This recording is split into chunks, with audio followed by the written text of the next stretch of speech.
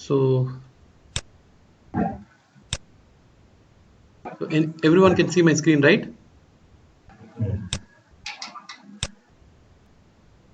Yes, sir. Yeah. So yesterday we discussed about Maven build life cycle. Okay, that consists of all these phases: compile, test, package, install, and deploy. Okay. Uh, then we discussed the dependencies. Okay. So the same thing, the build life cycle. These are all the phases in it. Maven compile. In this phase, compile the main code present in source main Java and generate classes folder in target folder. Okay. Similarly, Maven test compile phase. This phase compiles unit test code present in source test Java. Generates test classes folder. Okay. Then there is a test phase. This is to run the compiled unit tests. This phase generates surefire reports folder. So this folder has the test output, test results. Then Maven package. This generates the jar file, okay, in the target folder. Maven install. Okay, so the jar that is generated in the previous phase, that is in fact package phase, that is copied into local Maven repository. Yesterday I have shown you where that Maven local repository is. That is in your users.m2 repository location. Then Maven deploy. Yesterday we did not discuss about it. Basically, this is to deploy. This is to deploy into actual environment where that jar can be run. Okay. So generally, as I said, for deployment we use tools like Jenkins and Rundeck, the continuous integration tools like Jenkins and Rundeck. Okay, so even using Maven, if you want to do, you can do that, but they are more advanced than uh, Maven for deployment purpose only. Okay, then coming to dependency management. Yesterday we discussed about project dependencies like this. Suppose in pom.xml,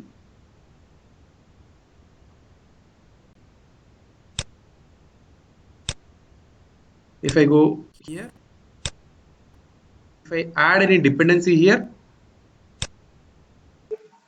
that will come here, right? So if I comment any dependency and save it, then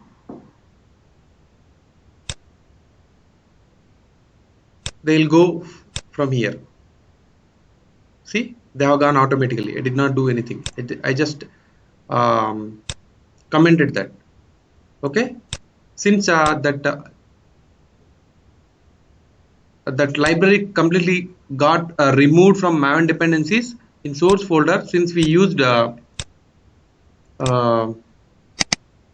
this arc OpenQA Selenium WebDriver, okay, it is throwing error because this jar is not available here. I'll add it back.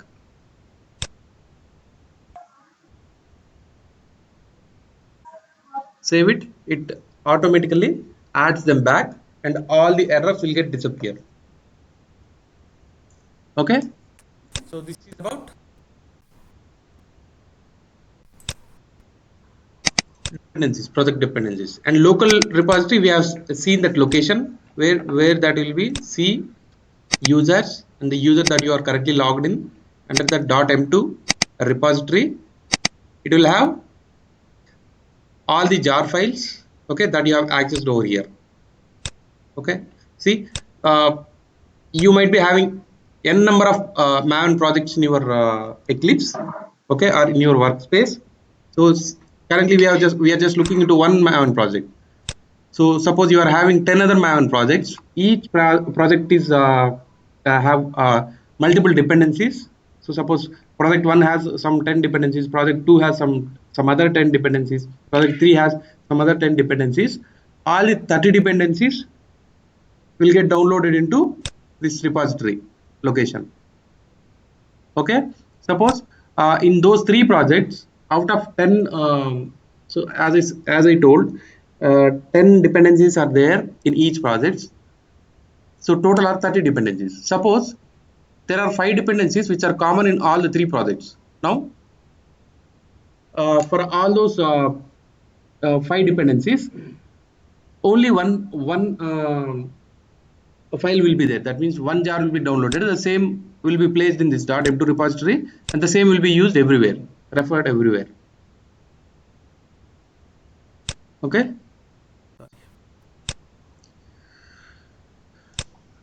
Now, next thing is transitive dependencies. Okay. If a dependent, if a dependent jar of, okay,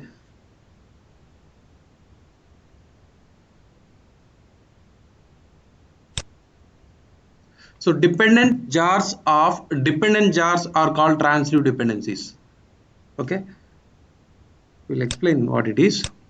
See here, how many dependencies that I have added? Only three. That is Selenium.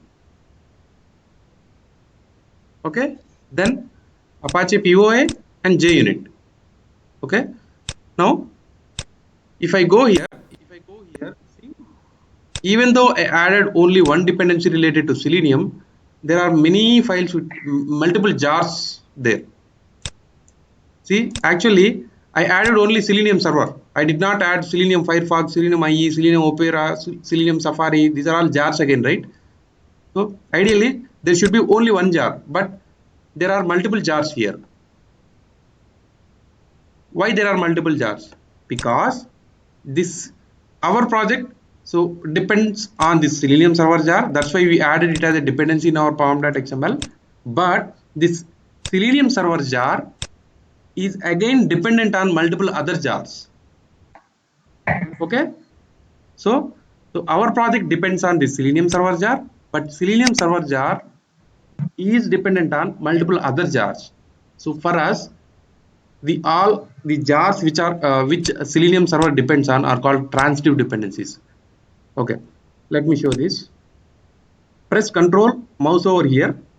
Okay, on any dependency, it will give this hyperlink. Click on that. Okay, has opened me the the pom.xml of Selenium server. See, this is our pom.xml. See, maven underscore learning is our project name. This is our pom.xml. When I clicked on this by pressing control, it opened another pom.xml. So this pom.xml relates to the Selenium server jar. Okay. So the Selenium server jar has multiple dependencies. It depends on Selenium Java, JCommander, HTML unit driver. See, these are all jars. Okay.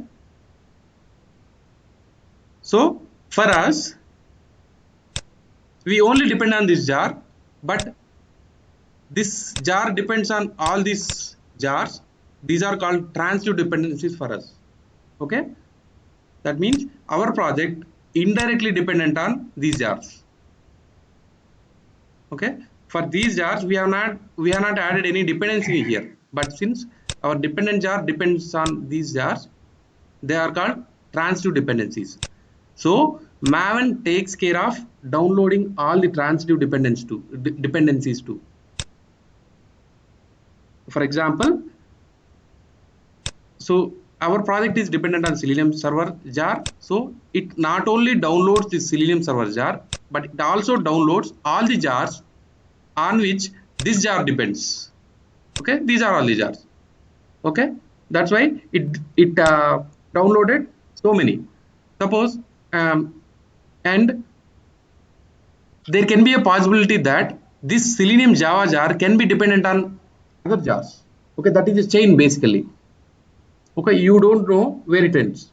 So your project depends on some A jar depends on some B and C jars, B and C jars might depends on D and E jars. Okay, so Maven uh, goes on reading all the dependent jars in present in the chain. It downloads all of them. Okay, so this is called transitive dependency. and it downloads all of them. See, if I go to this dependency hierarchy, see, I'll close this. So this is our project spam.xml. Okay, if I go here dependency hierarchy, it shows the hierarchy. Okay, so this is a jar that we have added. Okay, as a dependency in our project. So this jar depends on 1, 2, 3, 4, 5, 6 jars. So Selenium Java jar, J commander, HTML unit driver jar, JCP annotations, ZT repacked, this snake YAML. Okay, some jar. Okay, these are all called transitive dependencies for us. So even though we are not directly added them as a dependency, since our dependent jar depends on them, they get downloaded. If I go here, this Selenium Java jar is again dependent on some other jars. It is dependent on Selenium remote driver jar. So it is again dependent on another jar. So this is basically chain. Okay. So Maven takes care of downloading all of them. If you download all of them, they count to these many jars. That's why we are seeing so many jars here. Okay. Here what I'll do, I just comment this out. Okay, when I save it, all the Selenium jars will get disappeared. I mean, all the Selenium, all the transitive, whatever the jars that present in the chain, they go away from here. Now, here you see JUnit, Commons Codec, POA jar. Okay, but still, uh, we have added only 2 dependencies, but there are 3 jars now. That means one of our dependency jar is dependent on other jars too. If I go here, dependency hierarchy, okay, this there are 2 jars that we are directly dependent on, that is Apache POA and JUnit. This POA in turn depends on Commons Codec jar. That's why POA jar is there. Okay, then its dependent jar Commons Codec is also there. Okay, then JUnit. Since JUnit does not depend on any other jar, only that got downloaded. Okay, this is about transitive dependencies.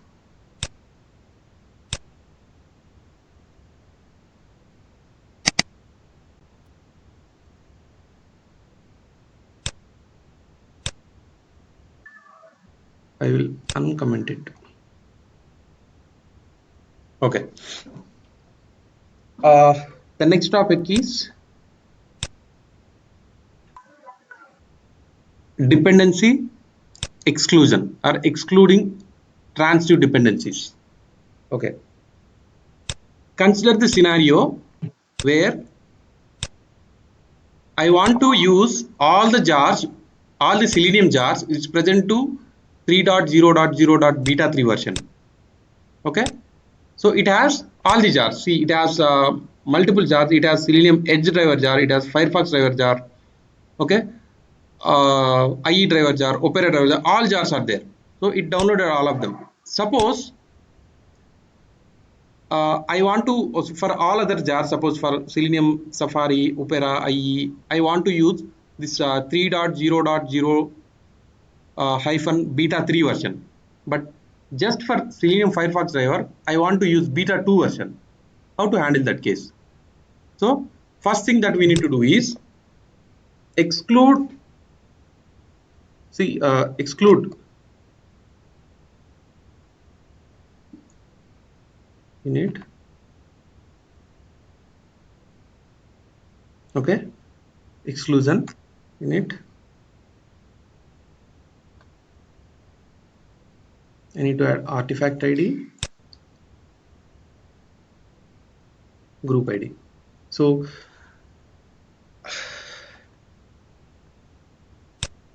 first thing I need to do is from this dependency hierarchy or from this transitive dependencies, just exclude Firefox driver. Okay, how to do that? Okay, what I'll do? I need to know the artifact ID and group ID of this Selenium Firefox driver jar. I'll go here.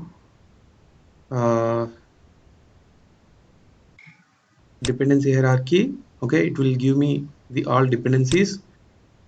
I have not yet excluded that. Okay, here in Selenium Java you will find this Selenium Firefox driver. If I double click on it, okay, it opens the pom.xml of Selenium Firefox driver jar. Okay, so I will copy group ID from here.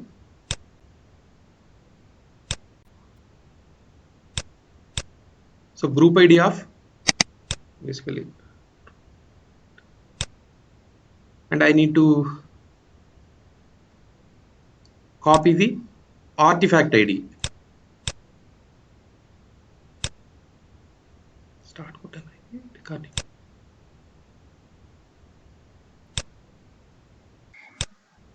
Okay, this is it.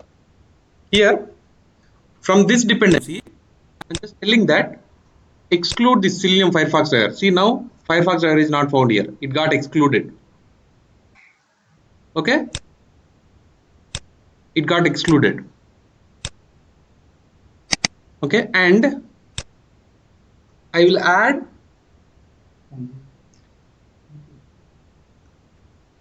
Selenium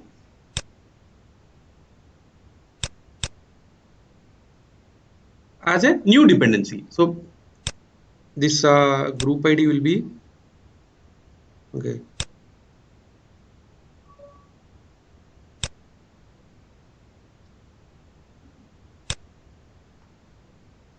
And version will be 3.0.0 slash beta 2.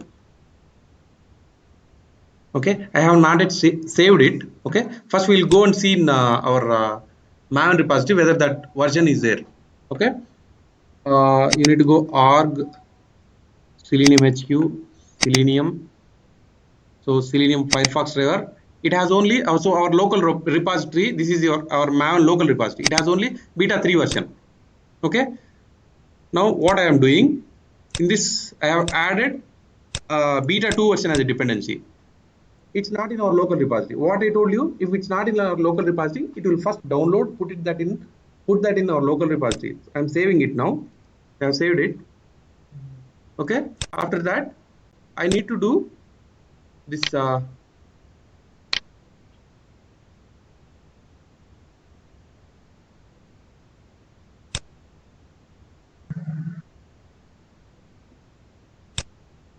see, it got downloaded.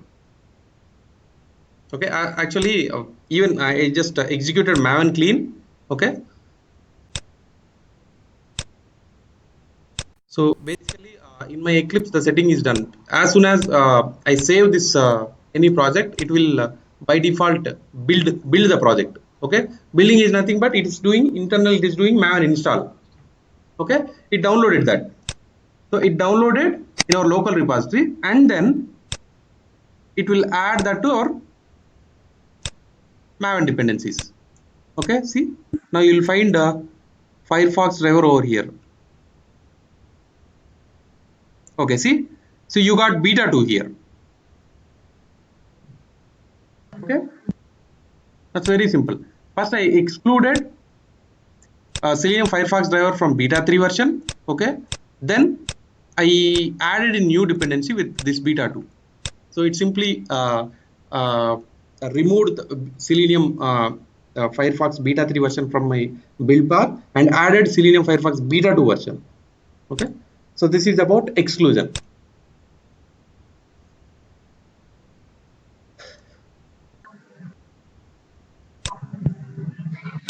Okay, then about pom.xml, you know the pom is the very basic building block of Maven. So Maven understands what to do by reading pom.xml. So all the configurations are present in pom.xml. Okay, so we'll we'll see what pom.xml contains. Okay, so pom.xml, there is a minimal pom and effective pom.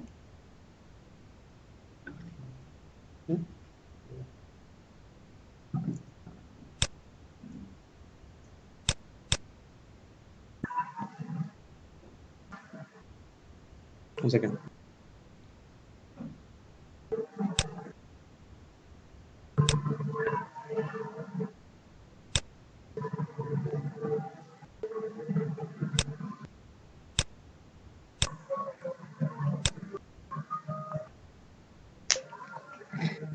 Okay.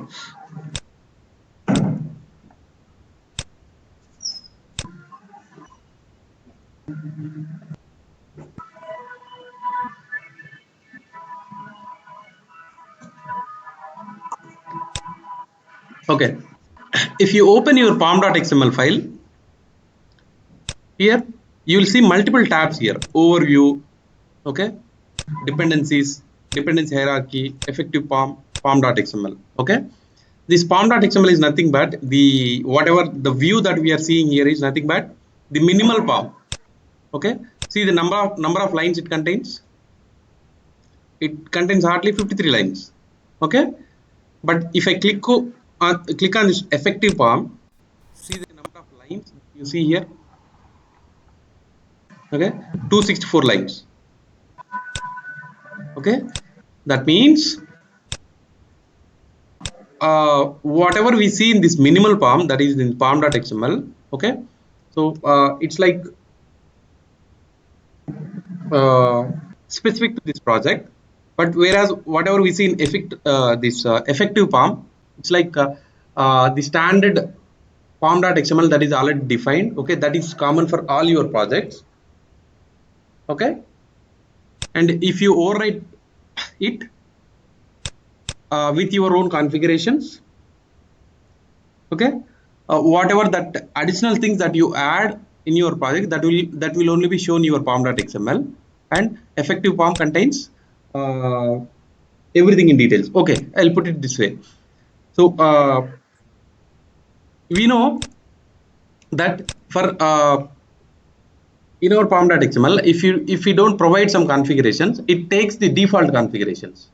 Okay, so all the default configurations will not be shown in this minimal POM, but this effective POM contains all the default configurations plus the configuration that you overwrite. For example, uh, if you take if you see any dependency, see there is this Apache POA dependency. If we are here, okay, this is minimal POM.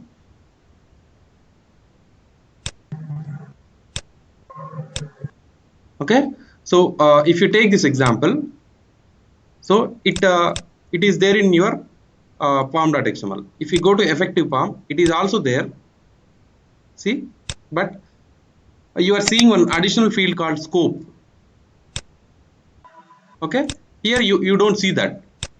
That means for every dependency you can define a scope. Let's not worry about what a scope is. Scope is some configuration for that dependency. Okay, you can give scope values. Okay, this. Okay, scope value. So if I can give the scope value, okay, if I give the scope value,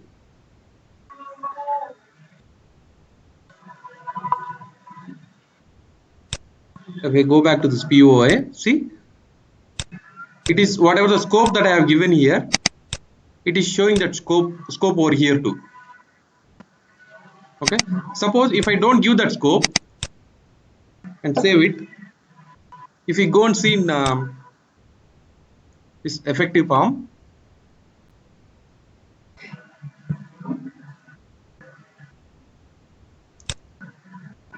okay, see here it's still showing compile, but here there is no scope for this. Okay, that means if we don't provide a scope for a dependency, the default scope is compile. Okay, that's why the default scope is shown over here. That means there are many configurations that should be present in pom.xml. If you don't give those values, the default values will be taken. So this effective pom contains all the default values. Okay, so okay, let me go to, if I minimize, divide this, properties, dependencies, repositories, plugin repositories, there is build. Okay, if I go to build, yesterday we have seen the folder structure.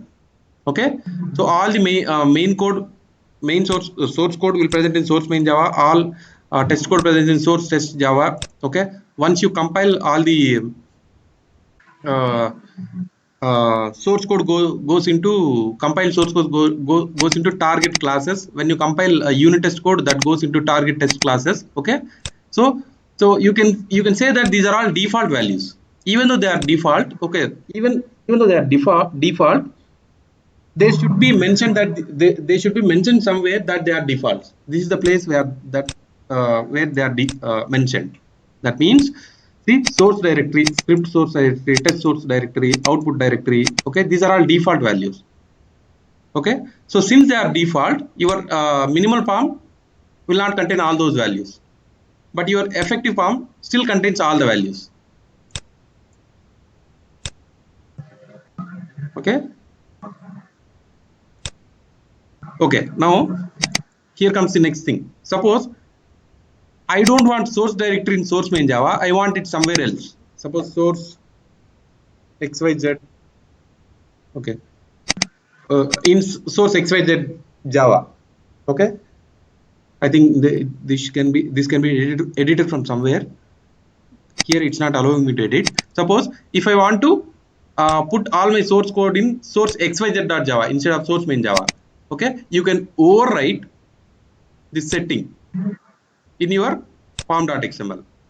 Okay. Here I can add um,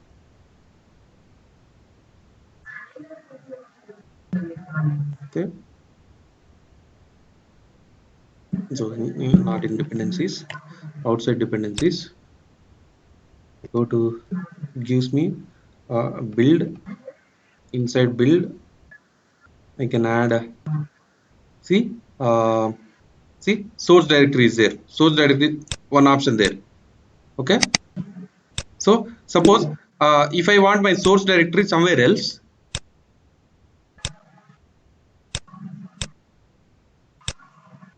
so my default source directory is source main Java, and if I want it somewhere else, not in source main Java, I want it in source test Java. Okay,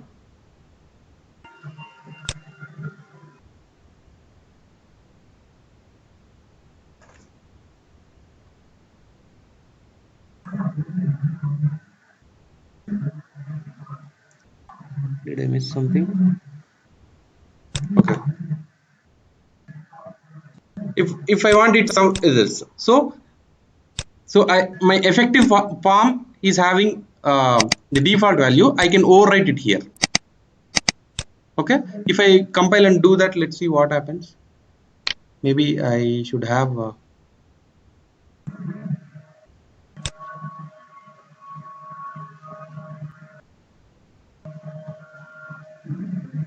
see, yesterday I have shown you running maven clean and maven install and all the phases from command line. The same thing you can do in Eclipse like this. Run as, if I want to run only maven clean, I can do maven clean, then I can do maven install.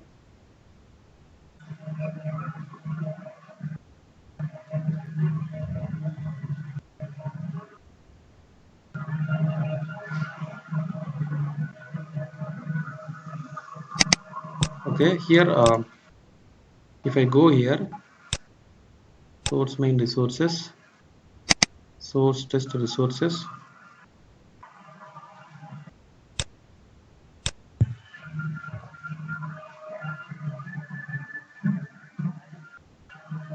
Okay, uh,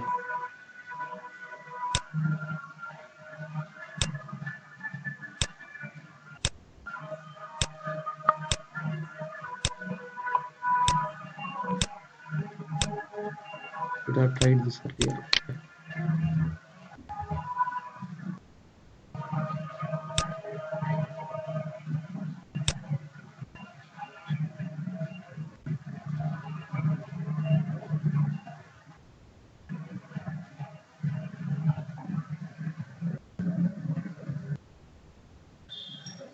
It's done.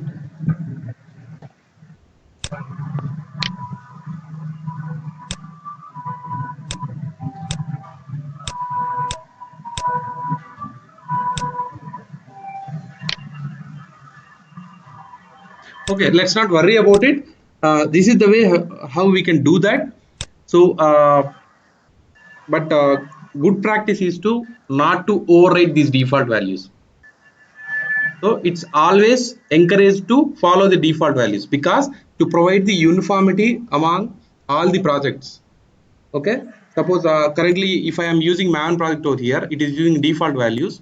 If I switch to some other project in my organization or any other organization, I should not feel that as that something different.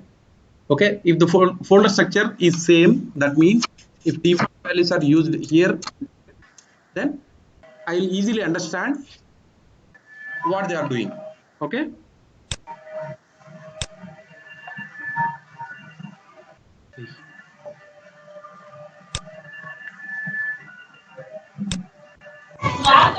వద్దులే వద్దులే ఆడేసుకో మళ్ళీ నేనే. Okay, so this is about your effective palm and minimal palm. Effective palm has all the values. Okay, even though they are defaults, it will contain all the values. And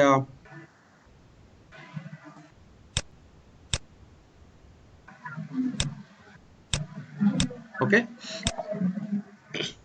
and if you see this effective palm, you will see many other things. So it will have all the dependencies that you have added over here. Okay,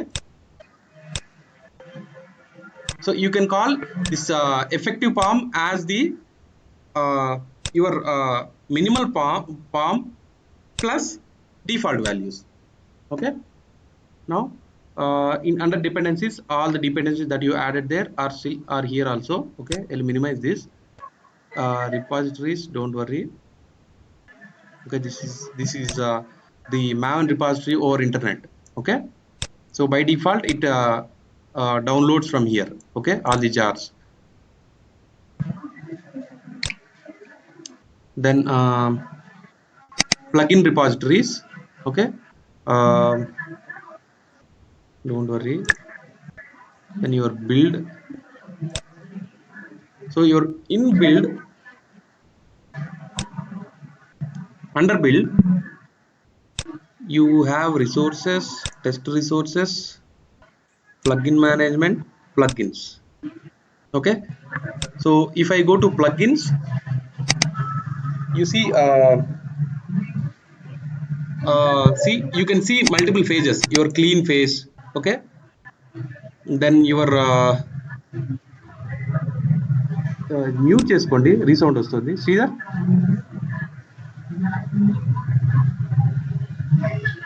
please mute your microphones.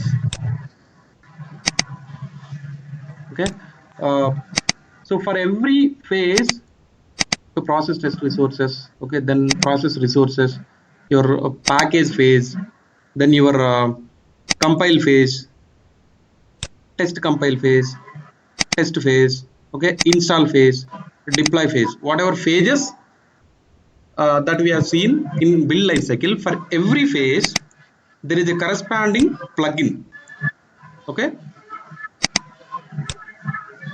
there is a corresponding plugin. So you will when you read about Maven, you will very frequently hear the words like Maven build life cycle, build phases, uh, then plugins and goals. Maven goals. Okay, we have discussed what is the Maven build life cycle is. We have discussed what are Maven phases. We have not yet discussed what is the Maven plugin and what are Maven goals. Okay, we'll see what are Maven plugins and Maven goals.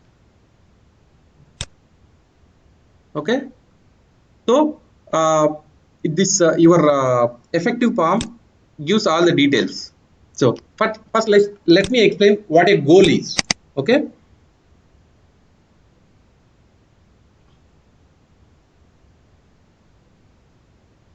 okay, first of all, Maven.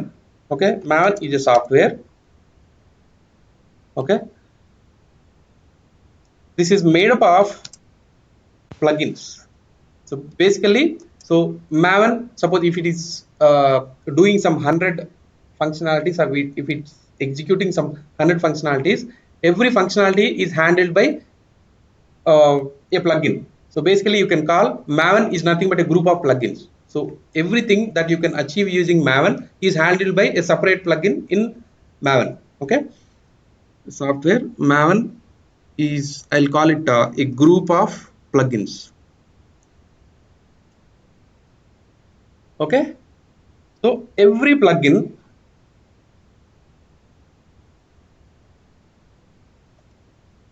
using every plugin, we can do some tasks. Okay.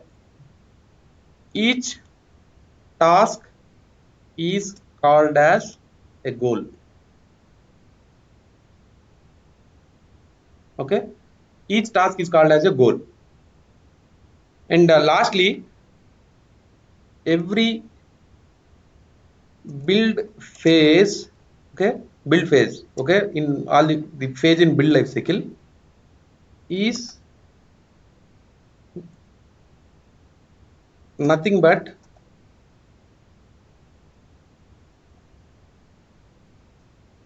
one or more goals, nothing but executing one or more goals. Okay.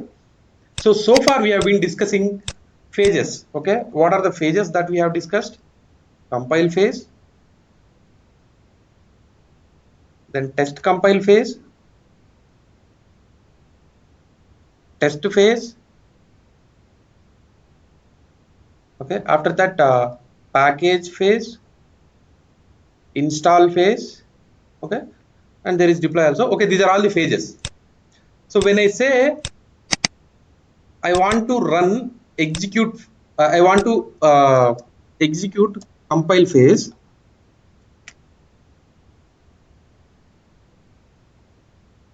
that means I am executing multiple goals in compile phase. Okay, so when I say I want to execute compile phase is nothing but a group of goals. Okay, what is a goal? Okay, goal is nothing but some task. So in compile phase we want to execute a task called as compile. Okay, so that task is nothing but a goal. Okay, so suppose in compile phase you can have goals like um, suppose there is nothing like that. Suppose pre-compile, just for your understanding I'm telling, there are three goals in compile phase, that is pre-compile, compile, post-compile. Suppose. Okay. Okay, so when I want to execute compile phase, that means I want to run these three goals. Okay, there is one goal called pre-compile goal, compile goal, and post-compile goal. When I run all these three goals, then I would say my compile phase is finished. Okay, so by this we can say that a phase is nothing but a group of goals. Okay, now you know what is a phase, what is a goal. Okay, and now what is a plugin? Okay, plugin is actual software that is doing all these things. Okay, so for executing compile phase there is a separate plugin. For executing compile test compile phase there is a separate plugin. Okay, so for this there is a plugin. So suppose for compile phase there is a plugin, that means there is a plugin which is actually implementing this functionality. So that plugin executes these three goals. Okay, this is about uh, plugins and goals. Okay, plugins is nothing but the uh, the Maven's plugin. Okay, which is actually handling that uh, phase. Okay, so plugin. So since the phase consists of multiple goals, plugin implements all those goals, or plugin executes all those goals.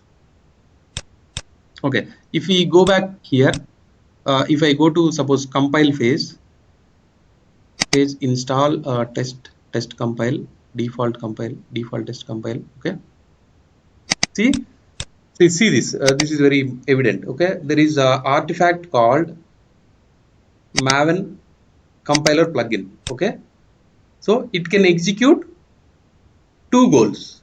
Okay, one is the first goal is compile goal, the second goal is test compile goal. Okay, so this is the plugin Maven compiler plugin. It can execute two goals, that is compile goal, test compile goal. Okay, this compile goal present in compile phase, test compile goal present in test compile phase. That means a plugin can execute goals from multiple phases also. So it's not like that for every phase there is a separate goal for a separate plugin. It's not like that. Okay, every phase consists of multiple goals. Okay, uh, a plugin can execute goals from multiple phases. So this example clearly explain that. Okay, the same plugin used to execute compile goal from compile phase, test compile goal from test compile phase. Okay, don't worry. So you don't need to as a beginner you don't need to know into this detail, but just have this back in mind, because you will hear these things a lot. So what are plugins, what are Maven goals, like that. Okay,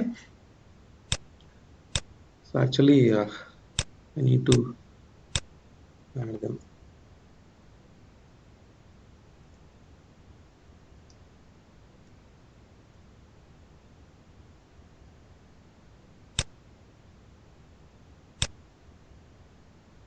Plugin is artifact which executes goals. Okay,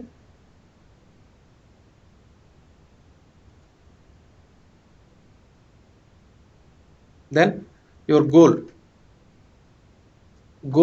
is a task in a phase. A little confusing. If you read again and again, you'll easily understand. Okay, goal is a task in a phase. Phase in build life cycle. Okay, then third step is plugin can uh, execute goals from multiple phases. That means same plugin. Just understand these things. You'll know what these are. Okay, so these are all in whatever plugins that we see in effective farm are default plugins. That means they, when you download Maven, all these plugins comes pre-installed. Okay, there can be plugins which are not part of these default plugins. Okay, you want to achieve some other functionality. Okay, so there will be some plugin to implement that functionality in Maven. Okay, what you can do, you can add that plugin here in your actual pom.xml. Okay, that when you add that, Maven downloads that plugin. Okay, nothing but its own plugin which is not part of default plugins, or which is not part of default installation. It will download that and make use of it. Okay, so now there is a difference between, you can run, okay, you can run phases, you can run goals. Okay, you cannot run plugins. So plugins, so when you run goal or phase, internally plugins are running and doing the task. Okay, what I mean to say is, okay, running a phase, how to run that, yesterday I told you, right? Just Maven, give the phase name. Suppose I want to run this package phase. Okay, if I run that, what happens?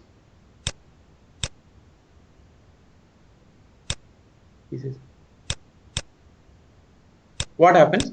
All the phases present in build life cycle which are ahead of this package phase. Okay, so before package phase there are compile test. Okay, multiple phases are there. When you actually do this, you are all other phases which are ahead of this phase will get executed. But when you run a plugin, first of all, how to run a plugin? Like this, okay? Plugin name and goal. Okay, so that means this is running a phase, this is running a goal. Okay, just stay with me, don't get confused. Okay, so this is how we run a goal. Okay, suppose what is the, okay, I'll go here, C workspace, Maven learning.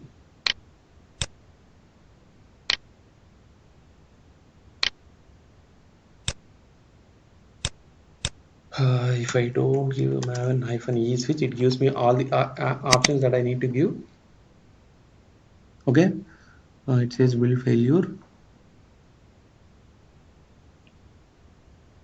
process resources, plugin prefix, goal or plugin group ID. Okay.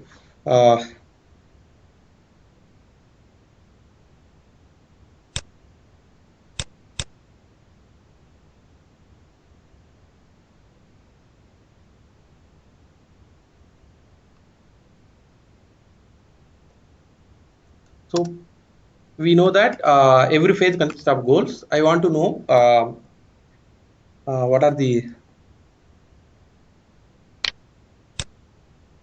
goals present in each phase.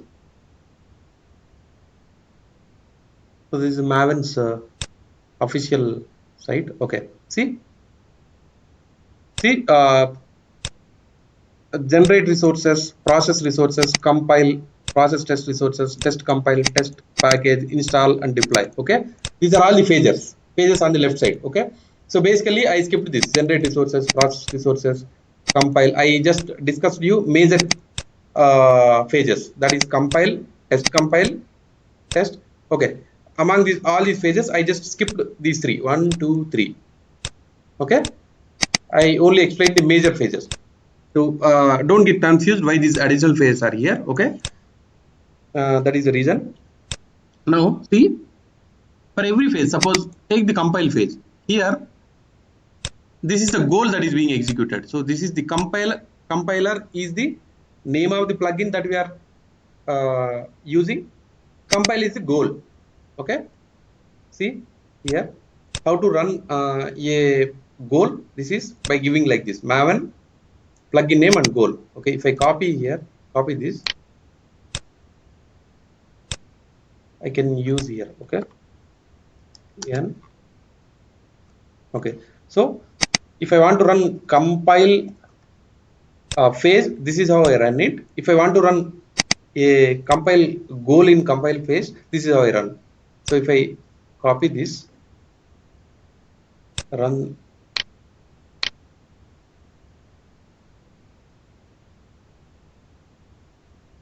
mvn compiler compile.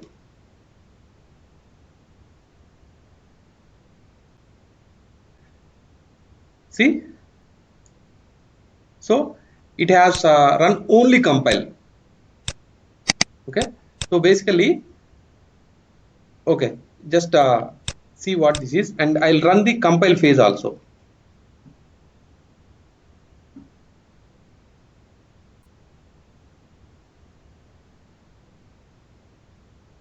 See, if I run compile phase, all the phases before the compile phase are also got executed. That is, this is default resources. Okay, then the compile.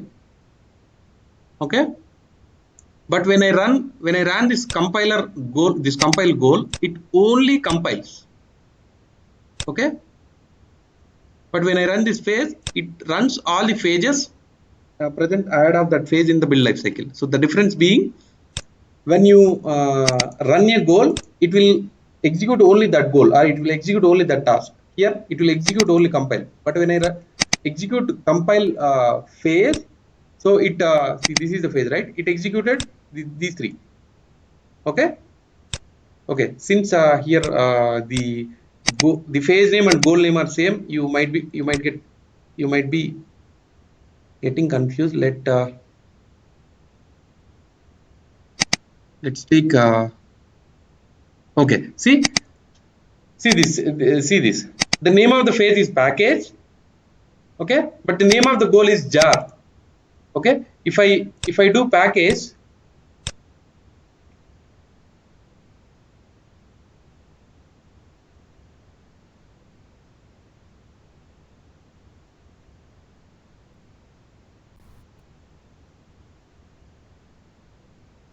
see, if I do package, packaging creates jar file. Okay, so this is the last phase. This is the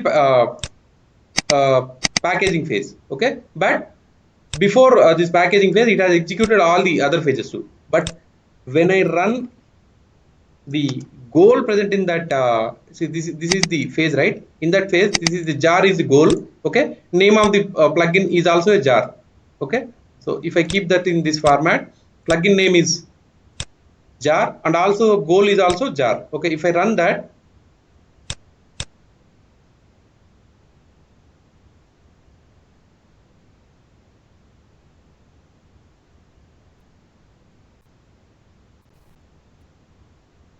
see, it just executed this packaging step. It has not executed the other steps. Okay, that is the difference between running a phase and goal. If you run a goal, it will only run that task. So goal is nothing but a single task. Okay, it will run only that task. But when you run the phase, it will run all the phases. Okay, running all the phases means running goals present in all the phases. That's as simple as that. Okay, this is about um, plugins, goals, okay, phases and all stuff. So I'll stop class today. We'll stop here.